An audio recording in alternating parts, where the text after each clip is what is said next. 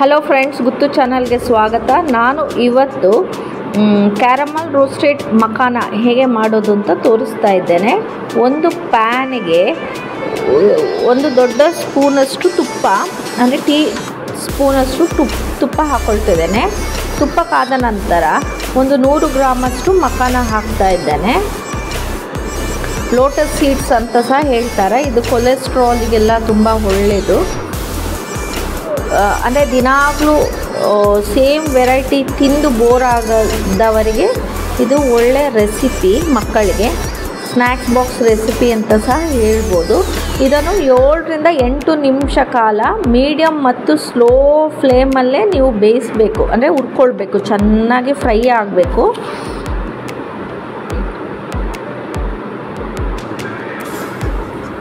ನೋಡಿ, ಈಗ ಸ್ವಲ್ಪ ವೈಟಿಂದ ಸ್ವಲ್ಪ ಕ್ರೀಮಿಶ್ ಕಲರ್ಗೆ ಚೇಂಜ್ ಆಗ್ತಾ ಬಂತು, ನಿಮಗೆ ಕಾಣ್ತಿರ್ಬೋದು.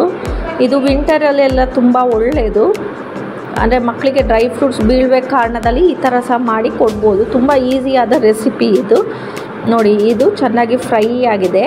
ನೋಡಿ, ಪೌಡರ್ ಥರ ಕಾಣ್ತಾ ಇದೆ. ಈಗ ಮುಟ್ಟಿ ಪುಡಿ ಮಾಡಿದಾಗ ಚೆನ್ನಾಗಿ ಪೌಡರ್ ಥರ ಬರಬೇಕು. ಈಗ ಇದನ್ನು ಒಂದು ಪ್ಲೇಟಿಗೆ ಟ್ರಾನ್ಸ್ಫರ್ ಮಾಡ್ಕೊಳ್ಳೋಣ. ಈಗ ಅದೇ ಬಾಣಲಿಗೆ ಮತ್ತೆ ಒಂದು 2 ಸ್ಪೂನಷ್ಟು ತುಪ್ಪ ತಗೊಳ್ತಾ ಇದ್ದೇನೆ. ತುಪ್ಪ ಕಾದಿದೆ. ಕಾದ ನಂತರ ನಿಮ್ಗೆ ಸ್ವೀಟ್ ಎಷ್ಟು ಬೇಕು, ನಾನಿಲ್ಲಿ 3/4 ಬೌಲಷ್ಟು ಪುಡಿ ಬೆಲ್ಲ ತೊಗೊಂಡಿದ್ದೇವೆ. ಇಡೀ ಬೆಲ್ಲನ ಸಹ ಕುಟ್ಟಿ ಹಾಕ್ಕೊಳ್ಬೋದು. ಆದಷ್ಟು ಕ್ಲೀನ್ ಬೆಲ್ಲವನ್ನು ತಗೊಳ್ಳಿ, ಯಾಕಂದರೆ ಇಲ್ಲಿ ಅಂದರೆ ಪಾಕ ಬರುವಾಗ ಸೋರಿಸ್ಕೊಳ್ಳುವಂಥ ಏನೂ ಆಗಲಿಕ್ಕಿಲ್ಲ, ಸೋರಿಸ್ಕೊಳ್ಳಿಕ್ಕೆಲ್ಲ ಏನಿಲ್ಲ. ಸೊ ಬೆಲ್ಲ ಚೆನ್ನಾಗಿ ಮೆಲ್ಟ್ ಆದ ನಂತರ ಚಿಟಕಿ ಉಪ್ಪು, ಒಂದು ಅರ್ಧ ಸ್ಪೂನಷ್ಟು ಡ್ರೈ ಜಿಂಜರ್ ಪೌಡರ್, ಅಂದರೆ ಫ್ಲೇವರಿಗೆ ತುಂಬ ಸಿಹಿ ಅನಿಸೋದಕ್ಕೆ ಇದೆಲ್ಲ ಯೂಸ್ ಮಾಡ್ತೇವೆ. 1/4 ಚಮಚದಷ್ಟು ಕಾಳು ಮೆಣಸು ಮತ್ತು ಎಳ್ಳು ಸಹ ಯೂಸ್ ಮಾಡ್ಬೋದು. ನಾನಿಲ್ಲಿ ಬಾದಾಮ್ ಮತ್ತು ಪಿಸ್ತಾ ಪೌಡ್ರ್ ಹಾಕ್ಕೊಳ್ತಿದ್ದೇನೆ. ಕ್ರಶ್ಡ್ ಬಾದಾಮ್ ಮತ್ತು ಪಿಸ್ತಾವನ್ನು ಹಾಕ್ಕೊಂಡು ಚೆನ್ನಾಗಿ ಮಿಕ್ಸ್ ಮಾಡ್ಕೊಳ್ತಾ ಇದ್ದೇನೆ. ಚೆನ್ನಾಗಿ ಮಿಕ್ಸ್ ಮಾಡ್ಕೊಳ್ಳಿ. ಎಲ್ಲ ಕಡೆನೂ ಆ ಜಿಂಜರ್ ಫ್ಲೇವರ್ ಎಲ್ಲ ಸ್ಪ್ರೆಡ್ ಆಗಬೇಕು. ಇಲ್ಲಿ ಒಂದು ಬೌಲಲ್ಲಿ ನೀರು ಇಟ್ಕೊಂಡು ಟೆಸ್ಟ್ ಮಾಡ್ಕೊಳ್ತಾ ಇದ್ದೇನೆ ಪಾಕ, ಅಂದರೆ ಕ್ಯಾರಮಲ್ ಪಾಕ ಬಂತಾ ಇಲ್ವಾ ಅಂತ. ಬರಲಿಲ್ಲ ನೋಡಿ. ಈಗ ಅಂದರೆ ಗಟ್ಟಿ ಇದೆ, ಒಂಥರ ಹೆಂಗೆ ಎಳಿದ್ರೆ ಎಳ್ತಾ ನಾರು ಥರ ಬರ್ತದೆ. ಹಾಗೆ ಬರಬಾರ್ದು. ಈಗ ಮುಟ್ಟಿದರೆ ಪುಡಿ ಆಗಬೇಕು. ಹಾಗಾದರೆ ಕರೆಕ್ಟ್ ಪಾಕ ಬಂದಿದೆ ಅಂತ ಅರ್ಥ. ನೋಡಿ, ಈಗ ಮತ್ತೆ ಚೆಕ್ ಮಾಡ್ತಾ ಇದ್ದೇನೆ 2 ನಿಮಿಷ ನಂತರ.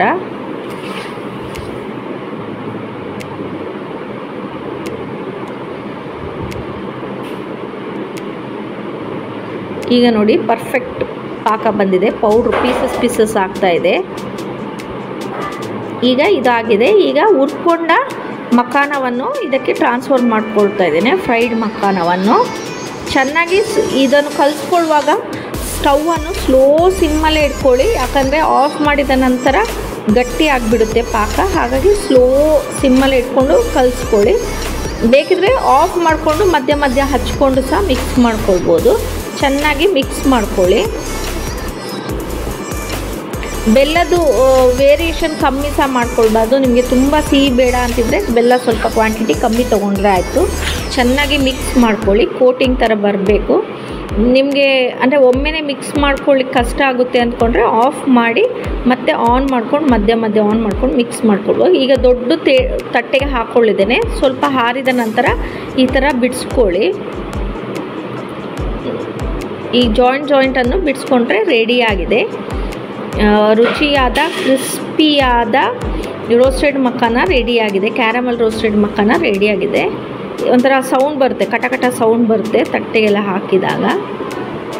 ನೋಡಿ, ಕ್ರಂಚಿಯಾದ ಕ್ಯಾರಮಲ್ ರೋಸ್ಟೆಡ್ ಮಖಾನ ರೆಡಿಯಾಗಿದೆ. ತುಂಬ ಕ್ರಂಚಿ ಬಂದಿದೆ. ತುಂಬ ಮಾಡಲಿಕ್ಕೆ ಈಸಿ. ಈ ರೆಸಿಪಿ ತುಂಬ ಒಳ್ಳೆಯದು, ಆರೋಗ್ಯಕರವಾದ ರೆಸಿಪಿ ಮತ್ತು ಸ್ನ್ಯಾಕ್ ಬಾಕ್ಸ್ಗೆ ಹೇಳಿದಂಥ ರೆಸಿಪಿ. ಒಮ್ಮೆ ಟ್ರೈ ಮಾಡಿ, ಮಕ್ಕಳು ಸಹ ಇಷ್ಟಪಟ್ಟು ತಿಂತಾರೆ. ಅಂದರೆ ನಾನಿಲ್ಲಿ ಸಕ್ಕರೆ ಯೂಸ್ ಮಾಡಿಲ್ಲ, ಬೆಲ್ಲ ಯೂಸ್ ಮಾಡಿದರೆ ಆದ ಕಾರಣ ಜೀವಕ್ಕೆ ಸಹ ಒಳ್ಳೆಯದು. ಡಯಟಿಂಗ್ ಅವ್ರು ಸಹ ತಿನ್ಬೋದು ಆರಾಮ್ಸೆ. ತುಂಬ ಈಸಿಯಾದ ರುಚಿಕರವಾದ ರೆಸಿಪಿ. ಈ ರೆಸಿಪಿ ನಿಮಗೆ ಖಂಡಿತ ಇಷ್ಟ ಆಗಿರ್ತದೆ ಅಂತ ನೆನೆಸ್ತೇನೆ ಫ್ರೆಂಡ್ಸ್. ಪ್ಲೀಸ್ ಈ ರೆಸಿಪಿ ನಿಮಗೆ ಇಷ್ಟ ಆದರೆ ಲೈಕ್ ಮಾಡಿ, ಶೇರ್ ಮಾಡಿ, ಸಬ್ಸ್ಕ್ರೈಬ್ ಮಾಡಿ. ಸುಮ್ಮನೆ ಯಾರು ವೀಡಿಯೋ ನೋಡಬೇಡಿ, ಎಡಿಟಿಂಗ್ ಮಾಡಲಿಕ್ಕೆ ತುಂಬ ಕಷ್ಟ ಇದೆ ಫ್ರೆಂಡ್ಸ್. ಆದಷ್ಟು ಸಬ್ಸ್ಕ್ರೈಬ್ ಮಾಡ್ದಲೇ ಪ್ಲೀಸ್ ಯಾರೆಲ್ಲ ಸಬ್ಸ್ಕ್ರೈಬ್ ಮಾಡಿಲ್ಲ ಅವರು ಸಬ್ಸ್ಕ್ರೈಬ್ ಮಾಡಿ ವಿಡಿಯೋ ವಾಚ್ ಮಾಡಿ. Thanks for watching Guttu channel.